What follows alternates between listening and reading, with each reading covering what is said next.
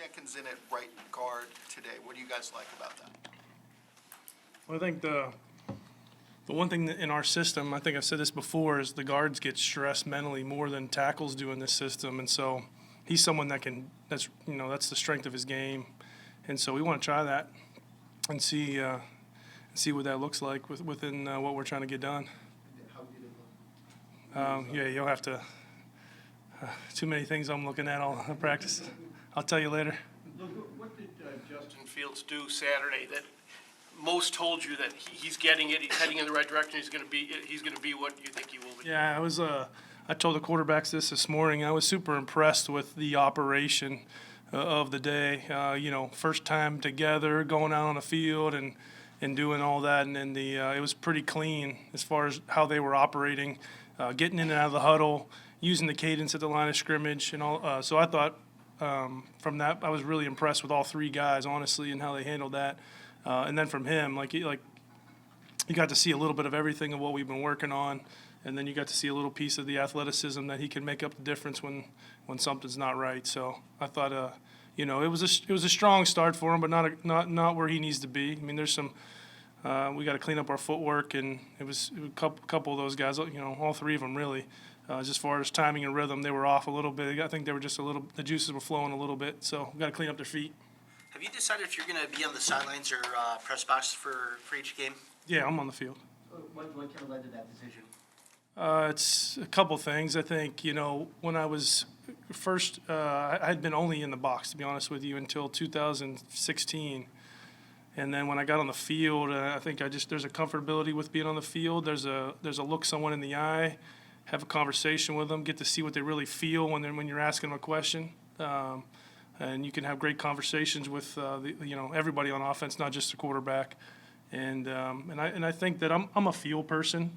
When I play golf, if I can't see it and feel it, it gets ugly. But if I can see it and feel it, it goes pretty good. And I'm the same way with this game. I like to see it and feel it, and I feel like I see the game honestly better from the field. I think it was that the Tajay Sharp take. I know there was a lot of receivers out, and he got an opportunity to play. Yeah, I mean that's we had that conversation the other day.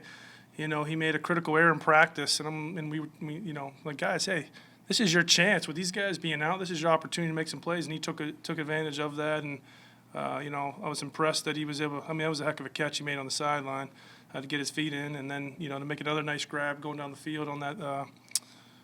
Coming out of that from a backed up situation. So that was awesome. Yeah, I was really proud of Tajay and how he stepped up. On the scramble that Justin had where he slid and ended up getting sacked, what's your overall review of that entire sequence? Decision to vacate, the slide, everything that went into it.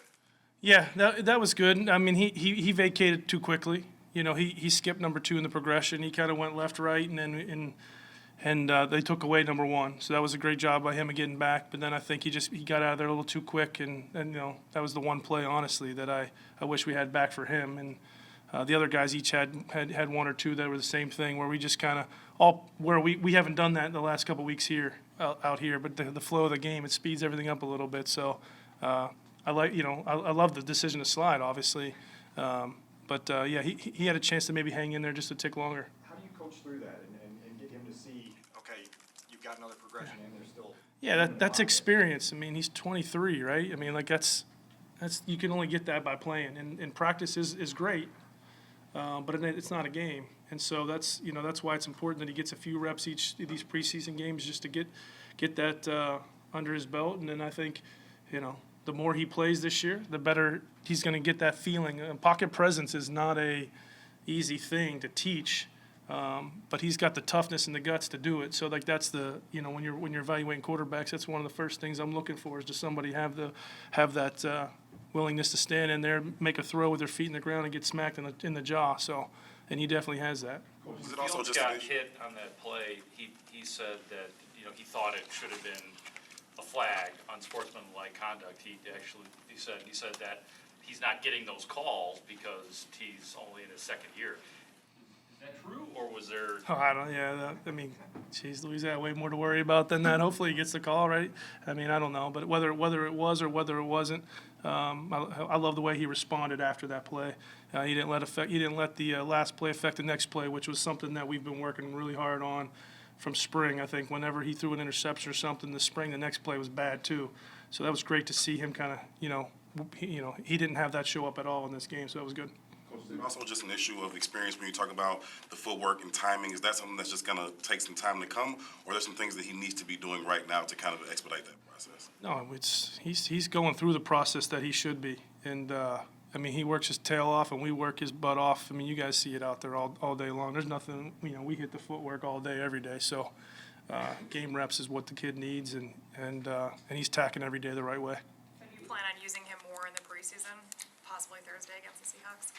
You're just saying like the number of plays and stuff like that? Is that what you mean? Yeah, we're still going through how much each guy's going to play. Obviously, this is a short week, so we got some figuring out to do, see who's always healthy for this sucker. But then hopefully, yeah, love to get him some more reps for sure. How many exactly, we're not quite sure just yet.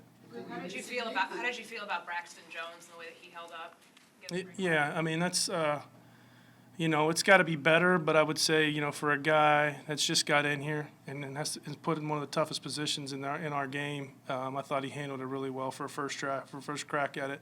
But there's a lot. We got to get him going. We got a lot, and he's lucky. He's got Robert to go against most of the day here. So you talk about getting prepared every day. He has that opportunity here. So I think he's just going to keep getting better. In the past, teams have had short weeks for that last preseason game, which usually doesn't feature starters at all.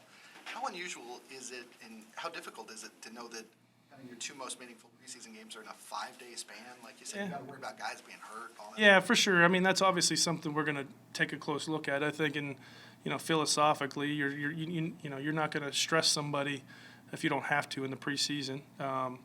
And the short week kind of does that a little bit, but I think we feel pretty good about where the guys are right now as far as where their bodies are, and in the end, I think we'll be fine. I think we'll be good, and we'll evaluate over the next 2 days exactly how much work each guy needs, and then we'll go from there. Luke, in a game setting, what did Ebner show you on Saturday? No, I mean, I think that's, the poise and the that's not too big for him showed up. And obviously had the impressive kick return, and then a couple of those runs. I just love the way he finished the runs. That was more than anything. I just thought, he's got to clean up his reads.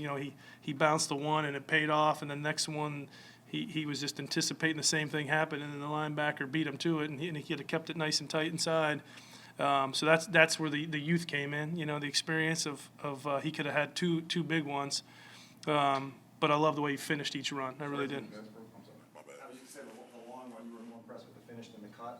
Oh yeah, for sure. I mean, it was an impressive cut. But I just think when you have one of these young guys that you're on that sideline and there's a guy and you can run out of bounds, and the way he put his foot in the ground when it got us 5 more yards, that's the mentality that we're trying to build here. So that's one of those philosophical plays that we'll put up in the offensive unit room.